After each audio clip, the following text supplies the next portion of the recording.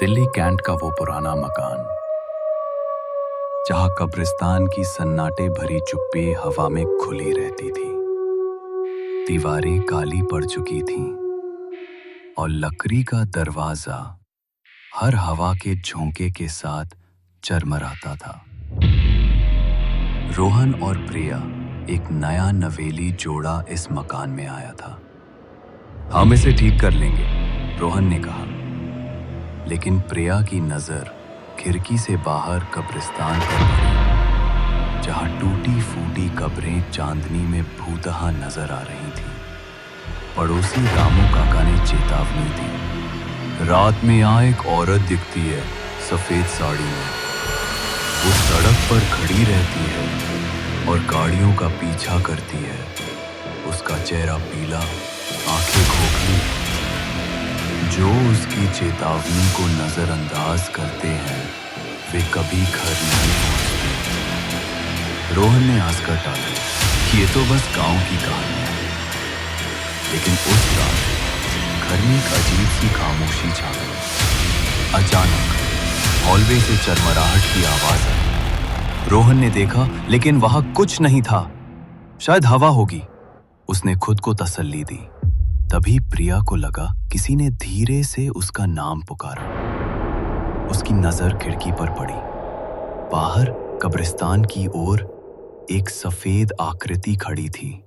उसका चेहरा धुंधला था, साड़ी हवा में लहरा रही थी, लेकिन हवा तो थी ही नहीं।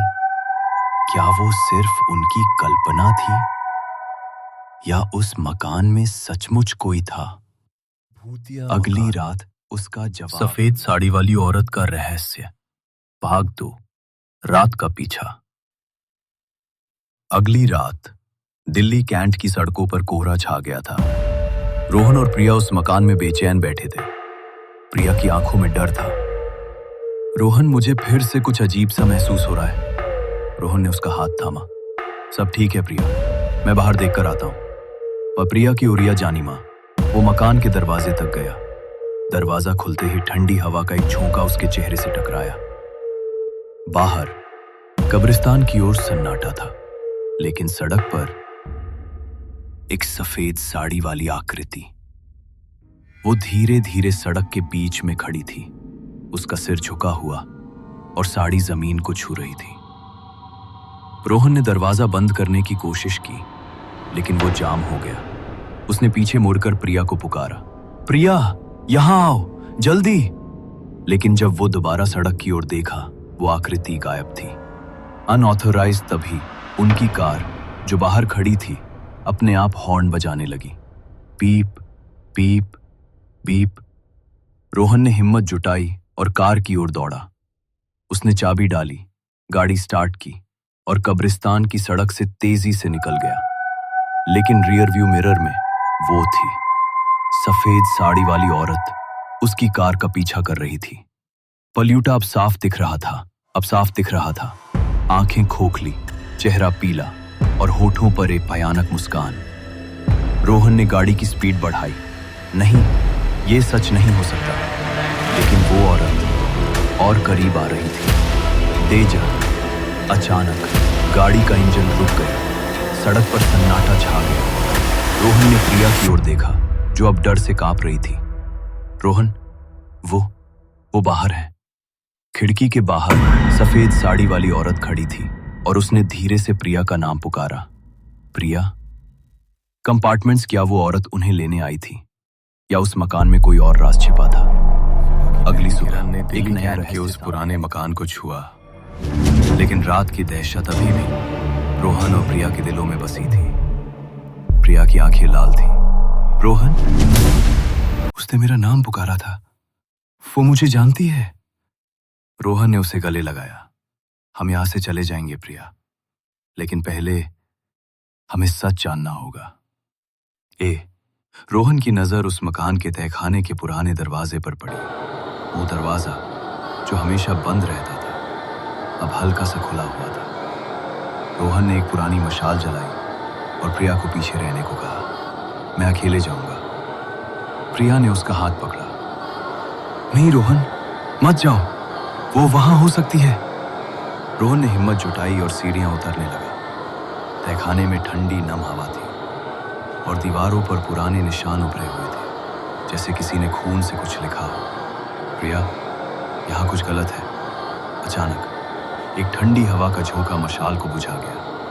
अंधेरे में रोहन ने एक फुसफुसाहट सुनी, तुम मेरे पास आए। लेकिन रोहन ने पीछे मुड़कर दिखाया।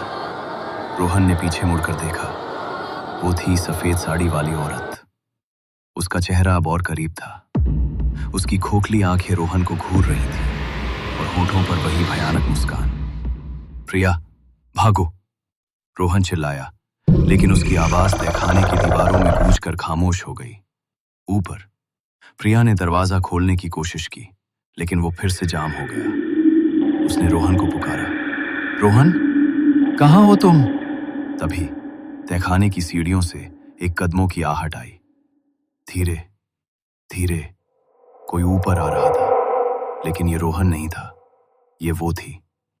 लेकिन प्रिया के सामने सफेद साड़ी वाली औरत खड़ी थी। उसने एक पुरानी तस्वीर उठाई जो मकान में मिली थी। ये मैं थी और तुम मेरी जगह लेने आई हो। तस्वीर में एक औरत थी, सफेद साड़ी में, प्रिया जैसी दिखने वाली। क्या वो औरत प्रिया को अपना शिकार बनाना चाहती थी, या उस मकान का कोई और भयानक राज अभी बाकी था? अगली बार सच सामने आएगा, या शायद दिल्ली कैंट का वो मकान अब मौत की चुप्पी में डूबा था।